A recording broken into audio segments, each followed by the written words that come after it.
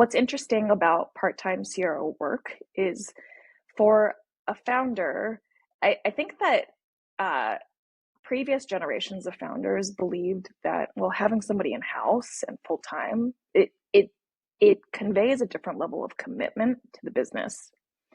And the reality is, I think lots of founders have found in the more recent years that having one such an expensive resource, but having someone who operates more strategically, perhaps less tactically. I try to bring a balance. Of course, we are talking about early stage startups. It comes with a level of risk too, right? It's really difficult for a founder to understand when the right time is to bring in that level of resource. And as someone who is having frequent conversations with founders, I, being on the outside, have a really hard time also understanding exactly what's needed. You just don't know until you're in. And so, from my perspective, the fractional work is a way that founders can, in some ways, test that this is the right sort of leadership to bring into their company at that moment in time.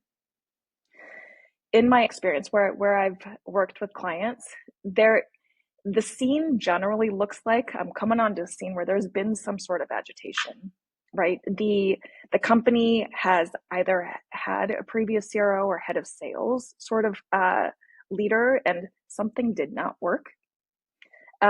They are growing too quickly. There's just some sort of agitation, right? And what that translates into is when I enter the scene, more often than not, there's a little bit of a turnaround situation that needs to happen.